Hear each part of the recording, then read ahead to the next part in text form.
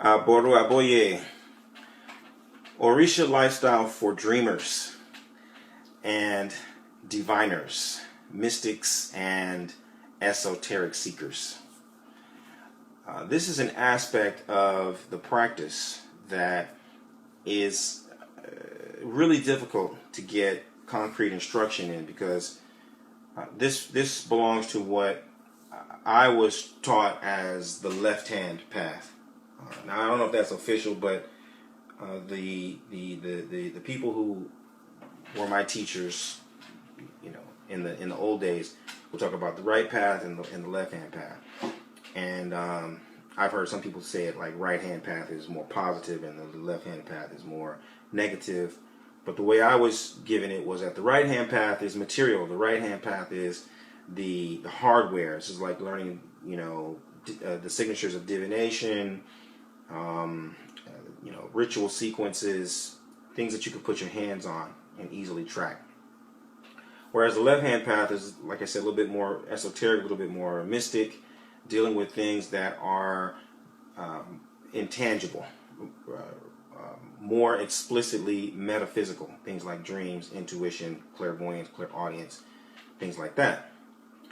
And so I like dreams partially because dreams fall into an interesting category right in between. There's an aspect of dreams that is very concrete, in the sense that you as the dreamer are aware of what you saw, right? If you can remember your dream, you're going to remember this happened first, this happened second, this happened third.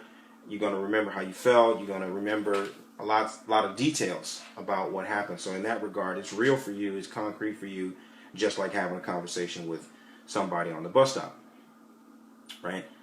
But then the fact that the dreams come from someplace that we really struggle to define, right? The source of the dream, it becomes very quickly a mystic and esoteric pursuit.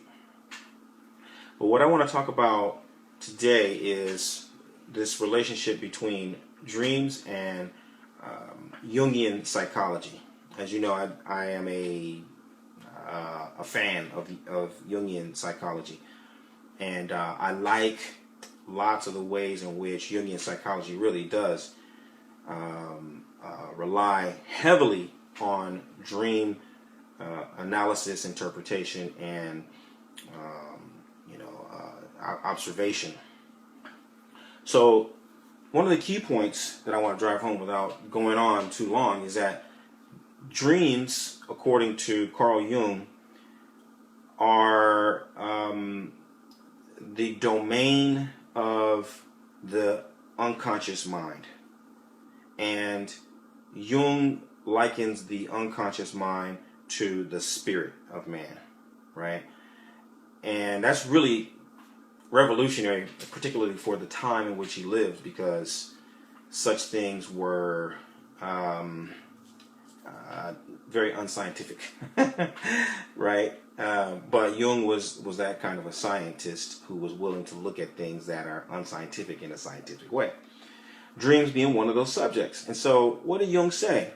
He said that it's the unconscious mind that generates dreams, that creates dreams, that it pulls all these symbols and images and the energy contained in all of those images and symbols, and the unconscious mind serves it up into different levels of the conscious mind so that you can experience these things through your dreams.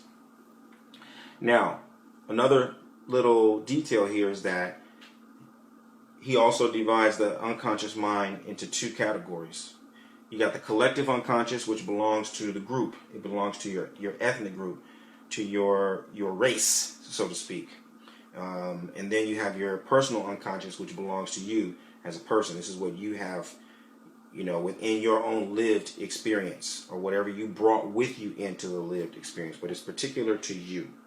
That is very important when it comes to dreams, because a lot of times we have dreams and we will assign meaning to those dreams based on our personal experience or our own understanding, right?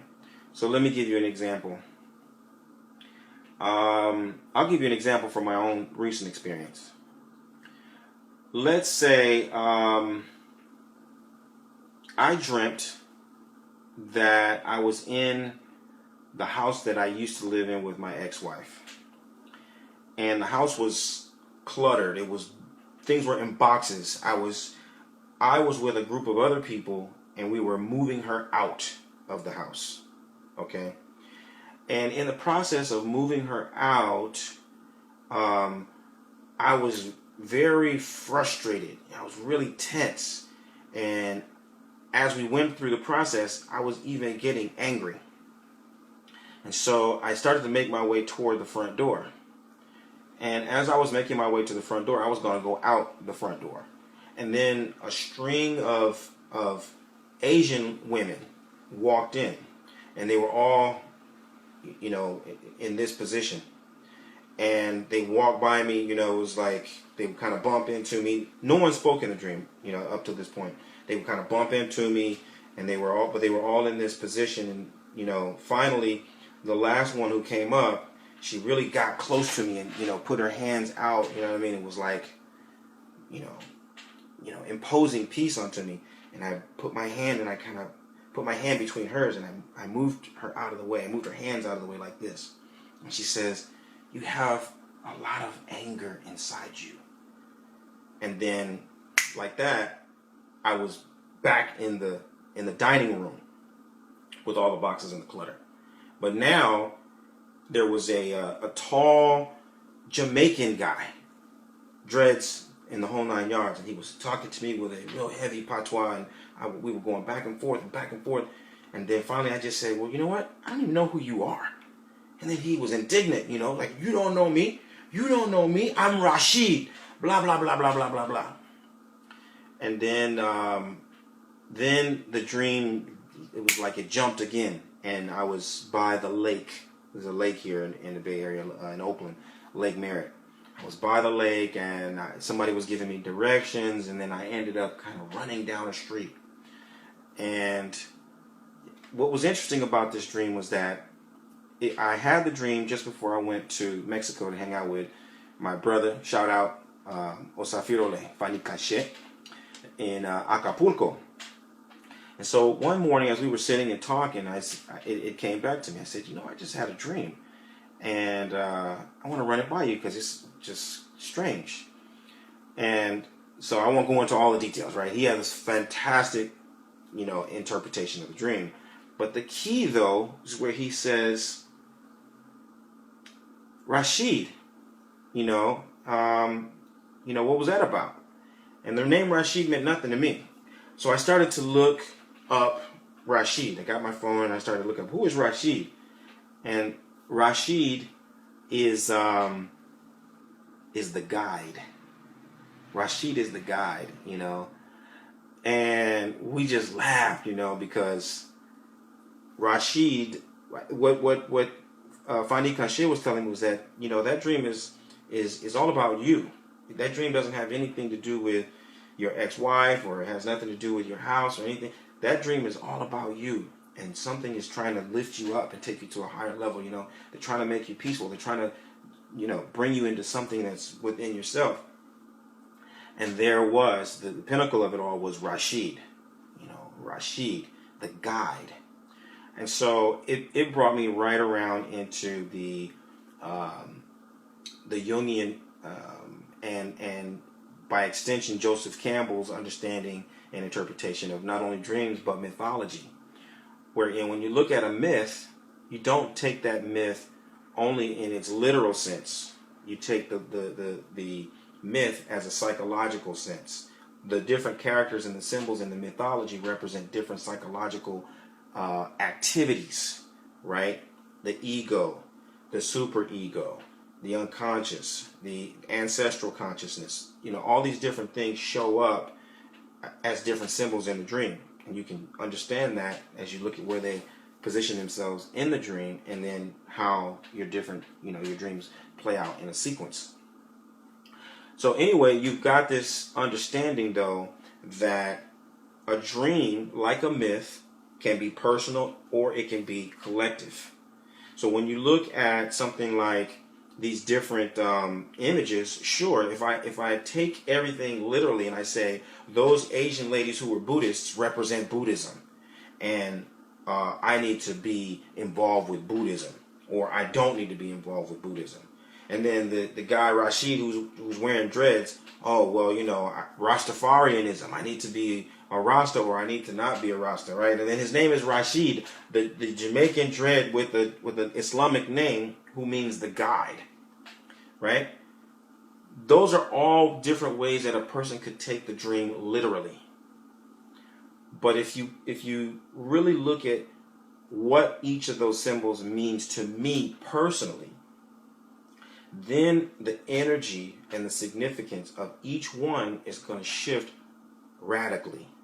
Okay, it's going to come out of what Buddhism represents and the history of Rastafarianism and Islam and all that. Those things are just, they're just symbols. Those are just points of entry for me to come in and remember this dream. All of those are different points of my own inner consciousness that are sending me messages that I will remember and I will resonate with. Okay? And that is the way in which I understand you can get the most out of interpreting and absorbing the power of your dreams. So I say that because oftentimes people will dream of Shango, they will dream of Batala, they will dream of Oshun, and they'll see the different deities, with their colors and in different places and doing different things, and it is tempting to take it literally. Oh yeah, that was Oshun who came to me in a dream. Oh yeah, that was Obatala who came to me in a dream. That was Ogun who came to me in a dream.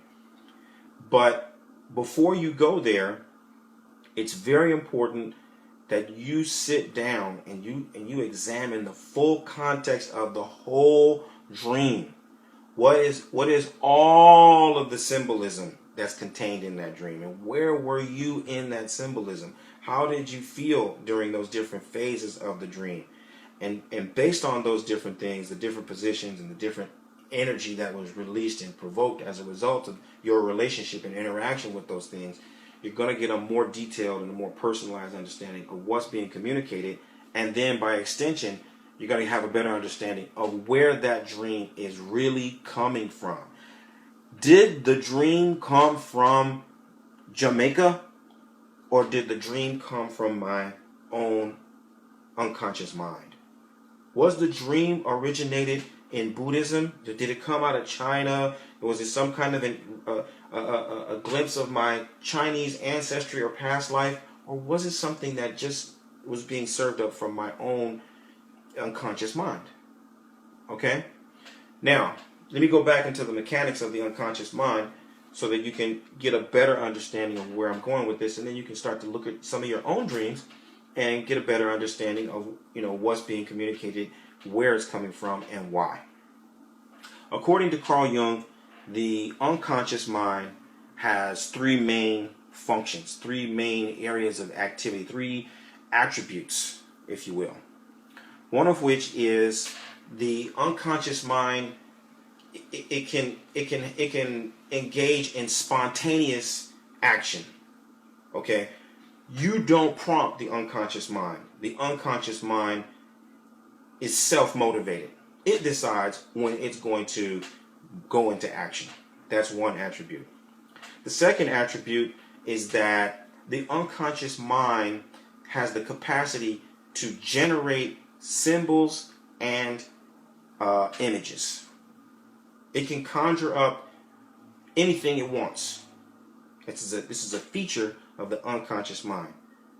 Colors, shapes, names, deities. It can pull all of these different things in from anywhere. From your own consciousness, it can pull these things out of the ether. It can pull these things out of your collective unconscious, and it can serve those up as well. And then the third attribute is that the unconscious mind can manipulate or arrange these symbols and images any way that it sees fit. Okay? And so that matters because when you look at those different attributes, you get to see how much power is in what, you know, a psychologist would refer to as the unconscious mind. How much power is within the spirit of an individual or the soul of an individual, which is another conversation. We need to have that talk. I mean, the spirit is different from the soul. I myself would say that these things pertain to the soul, okay, more so than the spirit. But that's something else. The only thing I want to leave you with is the idea that your dreams in and of themselves represent your own living oracle. They are an infinite repository of messages and wisdom that is being sent from your own, you know, your own library of all knowingness. Right? There's an aspect of your own mind, of your own consciousness that knows everything about you. It's that part of you that was with you from the prenatal state. It's that part of you that has always been with you at every step of life. It's that part of you that will be with you until the very end. That is a vast library of energy and symbols and mythology and power. The more you understand it, the deeper you make your relationship to it, the more you clarify the way it works and the way it communicates with you, the better equipped you will be to make use of things like your dreams. So don't be too quick to see a symbol and then assign it the same meaning that, let's say, the collective unconscious would assign to it. You may see Obatala in your dream, and it may have been something from Obatala. But don't stop there, right? You can say, yeah, that's Obatala, and Obatala means this and this and this. But where was Obatala in your dream? What was he doing? How did you feel? And how did the sequence of events in the dream either center around Obatala or not? Okay? This is gonna totally open up your understanding and give you a much more personalized and tailor-made understanding of what your dreams mean and how you're supposed to respond to them. So I want to encourage you to apply that template and that, you know, that kind of an analysis to some of your dreams, and let me know, what did you know, how does your interpretation come out differently? And if you have questions, put them in the comment section below. We'll talk more about what you saw and what can be done to activate those dreams and optimize your experience in relationship to those dreams. Aboru aboye, aboshishe.